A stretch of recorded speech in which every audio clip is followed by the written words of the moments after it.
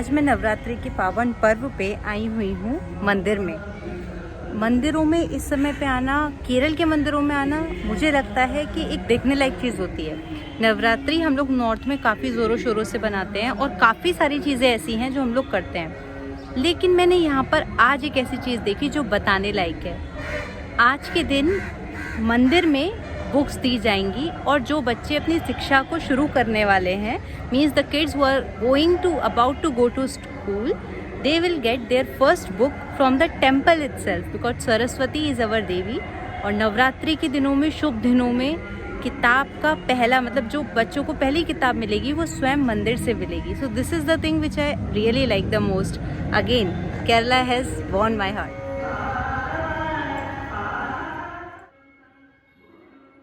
आज के दिन सारे बच्चे अपनी बुक्स को लेने आते हैं क्योंकि आज 9th डे है। तो आप यहाँ पे देख सकते हो ये जो भीड़ लगी हुई है, ये सब अपनी अपनी बुक्स को लेने आए हैं।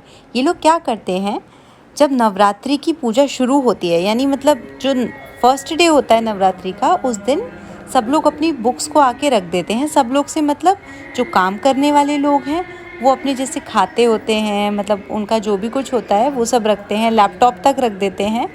और जो बच्चे होते हैं जिनकी स्टडी शुरू होने वाली है वो अपनी बुक्स को रखते हैं। तो पूरे 9 दिन जो पूजा होती है उसमें उनकी बुक्स को रखा जाता है, उनकी सारी जो सरस्वती से रिलेटेड चीज़ें हैं वो सबको रखा जाता है। और 9th डे सारी बुक्स को वापस किया जाता है। इसका मतलब भगवान का आशीर्वाद मिल चुका है और अब ये सब अपनी शिक्षा को ग्रहण कर सकते हैं। It's nice no. केरला के मंदिरों की बनावट हमेशा से बहुत खूबसूरत लगी है क्योंकि ये नॉर्मल जो मैंने अभी तक टेम्पल्स देखे हैं उससे काफ़ी अलग है। केरला के मंदिर हुए, तमिलनाडु के मंदिर हुए, काफ़ी अलग ही आर्किटेक्चर है। और सबसे मेन बात ये है कि इंटीरियर्स में काफ़ी स्पेस दी जाती है। आप देख सकते हो यहाँ मंदिर में भी कितना स्पेस है for just doing all the programs of temples there itself. So that is a very good thing. तो यहाँ पे जो लिखा हुआ है वो मलयालम में लिखा हुआ है, जो मेरे समझ में नहीं आ रहा है। आप ट्रांसलेट करके मुझे बताइएगा क्या लिखा हुआ है। So my first Navratri which I have seen was very beautiful. Now I am heading towards Kochi. तो बीच में ये एयरपोर्ट पड़ता है जिसमें मुझे ये प्लेन जो टेक ऑफ हो रहा था मुझे काफ़ी अच्छा लगा। तो मैंने ये चलती ट्रेन में से इस वीडियो को बनाया जो काफ़ी अट्रैक्टिव लग रहा है। तो ये कोचीन एयरपोर्ट है जो कि आता अंगमाली में है, लेकिन बोला कोचीन एयरपोर्ट जाता है। सो कोचीन एयरपोर्ट से मैंने कई बार फ़्लाइट ली है तो मेरे को ये काफ़ी अच्छे एयरपोर्ट्स में से एक लगता है। तो ट्रेन की यात्रा के बाद मैंने बस ली direct to Cochin and now I am here in Cochin. Cochin is one of my favourite city. मैं जा तो सुपर मार्केट रही हूँ लेकिन पोज मैं फ़ोटो खिंचाने के लिए दे रही हूँ। Hello everyone. तो आज हम लोग आए हैं शॉपिंग करके, जिसमें कि मैंने शॉपिंग का सारा सामान अपनी फ्रेंड को पकड़ा रखा है। Because a strange thing is that we only went to buy some tomatoes for our grocery and this is the bag filled with extra items.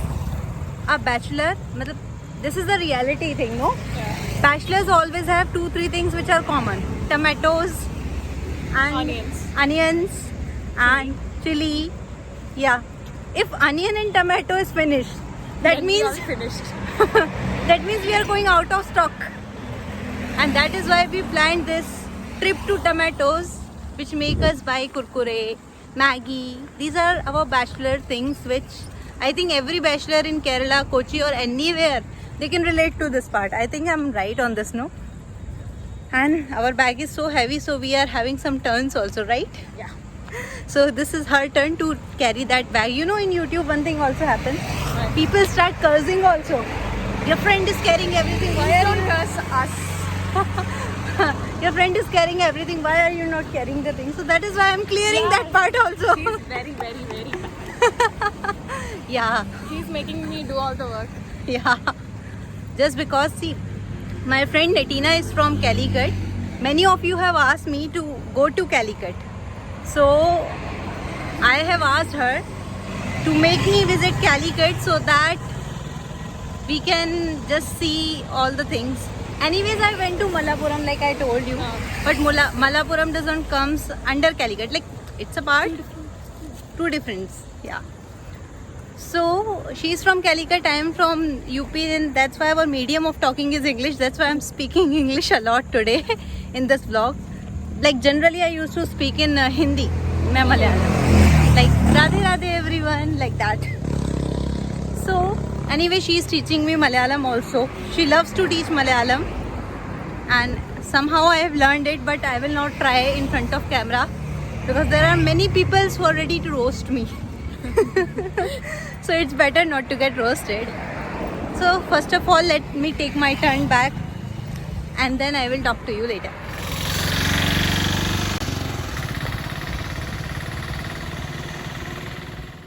Kochi मेरी one of the favourite city है, जैसे कि मैंने आपको बताया, क्योंकि यहाँ पर जो है सिटी वाइब्स काफ़ी अच्छी हैं. सिटी भी है एज़ वेल एज़ मतलब काफ़ी प्रॉपर ग्रीनरी मेंटेन है, जो कि मुझे काफ़ी ज़्यादा पसंद है. तो यहाँ पे मुझे ऐसे वॉक करना, ये तो मैं थोड़ा एक्ट कर रही हूँ, सामान वैसे लिटरली काफ़ी ज़्यादा हैवी है, तो थोड़ा सा एक्ट भी कर रही हूँ और थोड़ी सी रियलिटी भी है. एवरीवन, तो अभी मैं आ चुकी हूँ घर पर. आज सारी सुपरमार्केट से शॉपिंग करने के बाद इतनी ज़्यादा थक गई थी ना कि मतलब सुपरमार्केट से आने के बाद ना एक्स्ट्रा काम काफ़ी ज़्यादा हो जाते हैं. अच्छा, वैसे मैंने एक चीज़ देखी जो मैंने यहाँ पे केरला में कॉमनली देखी है, वो मैंने कहीं भी नहीं देखी. इवन मैंने राजस्थान, यूपी, दिल्ली, मतलब ये चीज़ मैंने कॉमन नहीं देखी है. मे बी हो सकता है हो कॉमन. वन सेकेंड ना, मेरा कैमरा थोड़ा क्लियर नहीं है. I feel now it is clear. So मैं जो आपको बता रही थी कि मैंने कुछ ऐसी चीज़ है जो यहाँ पे नोटिस की है केरला में, कि यहाँ पे जैसे हमारे यहाँ क्या होता है यूपी में कि छोटी छोटी शॉप्स होती हैं. जैसे आपकी एक कॉलोनी है या छोटी सी कोई गली है, तो वहाँ पे there will be small small shops for your basic necessities. But if you see Kerala में मैंने देखा कि यहाँ पर सुपरमार्केट्स होते हैं. चाहे आप, मैंने देखा छोटे से छोटे टाउन में भी यहाँ पे सुपरमार्केट्स हैं और वहाँ पर आपको ऑलमोस्ट हर चीज़ आपकी ज़रूरत की मिल जाती है. सो ये चीज़ मैंने केरला में नोटिस की, जो शायद मैंने कभी नहीं बताई इस पर यूट्यूब पर ये चीज़ एक कॉमनली मैंने देखी कि यहाँ पे छोटी छोटी जगहों पे भी सुपरमार्केट्स होते हैं जहाँ पे आपको ऑलमोस्ट हर सामान मिल जाता है. लेकिन ये मेरे लिए अभी भी क्वेश्चन है, मेरे को प्लीज़ केरला वाले लोग इस चीज़ पर आंसर देना कि यहाँ पे जो छोटी छोटी शॉप्स जैसे होनी चाहिए बेसिक नेसेसिटीज़ की, वो शॉप्स क्यों नहीं होती. मतलब सुपरमार्केट है, that is actually a good thing, but ये फिर भी एक क्वेश्चन है कि ऐसी शॉप्स क्यों नहीं होती हैं यहाँ पर. तो मुझे आप इसके बारे में बताइए ज़रा, मुझे भी थोड़ी सी अवेयरनेस मिले. हालांकि अब मुझे केरला में 2 साल पूरे कंप्लीट हो चुके हैं, मतलब मार्च में से 2 साल पूरे हो जाएंगे. तो मलयालम कोर्चो नेक्स्ट वर्ड भूल गई, लेकिन मुझे आता है बोलना इतना. तो थोड़ा थोड़ा मुझे समझ में आने लग गया है. इशू थोड़ा सा बस यही रहता है ना कि सब मुझसे इंग्लिश में ही बात करते हैं, कहीं भी ऑफिस में हो, घर पे हो, मतलब घर से मतलब जहाँ मैं फ्लैट शेयरिंग में रहती हूँ, तो मेरे साथ सब मलयाली ही रहते हैं. तो मलयाली फ्रेंड्स जो हैं सारी, वो भी सब इंग्लिश में ही बात करना, क्योंकि सबको क्या होता है अपनी इंग्लिश प्रॉपर करनी होती है. तो वो लोग मुझसे, उन्हें लगता है कि भाई मलयालम में हम एक दूसरे से तो बात करते ही हैं, इसके थ्रू हमारी इंग्लिश और ज़्यादा शार्प हो जाएगी. तो मतलब सब कॉमनली इंग्लिश में ही कन्वर्सेशन करते हैं.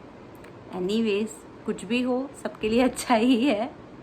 अच्छा, एक चीज़ और थी, मुझसे ऐसे सब लोग बोलते हैं कि आप तो नॉर्थ इंडियन हो, तो नॉर्थ इंडियंस के साथ रहा करो, आप मलयालीज़ के साथ क्यों रहती हो. तो मैं एक चीज़ बहुत अच्छे से क्लियर कर देती हूँ आज कि ये बात सच है. पता नहीं क्यों मेरा ऐसा नेचर है, मैं इस चीज़ में बिलीव करती हूँ कि अगर मैं नॉर्थ इंडियन हूँ और नॉर्थ इंडियन के साथ ही रहूँगी, तो मेरा कुछ मेंटल इम्प्रूवमेंट नहीं होगा. Mental improvement in the sense कि अगर जो भी मेरा नॉर्थ इंडियन फ्रेंड होगा, जो भी मेरे साथ मतलब मेरे फ्लैट में रहेंगे नॉर्थ इंडियंस, वो और मैं वही कॉमन बातें करेंगे. हमारे यहाँ ऐसा होता है, हमारे यहाँ वैसा होता है, तो मतलब कुछ भी मेंटल डेवलपमेंट नहीं होता. और क्योंकि अब मैं मलयाली इसके साथ रह रही हूँ, तो मुझे काफ़ी सारी नई चीज़ें सीखने को मिलती हैं और मुझे हमेशा से नई चीज़ों को सीखने का बहुत शौक़ रहा है. तो अभी भी जैसे मैं मलयालियों के साथ रहती हूँ, तो मैं काफ़ी सारी ऐसी चीज़ें हैं जो सीख गई हूँ, जैसे कि प्रॉपर डोसा बनाना. अभी भी वैसे मैं लर्निंग स्टेज में हूँ, प्रॉपर तो नहीं बनता है, लेकिन हाँ, जो मेरी मलयाली फ्लैटमेट्स हैं वो काफ़ी प्रॉपर एकदम क्रिस्पी डोसा बना लेती हैं. तो उनको देख देख के मैं ये डोसा सीख गई, वो लोग मुझे देख के रोटी बनाना सीख गई हैं. तो एक सेल्फ इम्प्रूवमेंट होता है. तो मेरा तो मानना यही है, अगर आप दूसरे स्टेट दूसरे कंट्री में जा रहे हो तो हो सकता है कंफर्टेबल होने के लिए आप चाहोगे कि हाँ हमारे साथ कोई ऐसा पर्सन रहे जो हमारे ही स्टेट या हमारी कंट्री का है। लेकिन अगर आप कुछ अपनी लाइफ में थोड़ा सा कुछ क्रेज़ या कुछ डेवलपमेंट चाहते हो तो किसी ऐसे के साथ रहो जो आपसे बिल्कुल मतलब अलग कल्चर से आ रहा हो या अलग स्टेट से आ रहा हो, तो आपको काफ़ी कुछ सीखने को मिलता है। क्योंकि हर कोई ना कोई एबिलिटी होती है, सबके अंदर टैलेंट्स होते हैं, प्रॉब्लम्स को डील करने के अलग अलग वे होते हैं।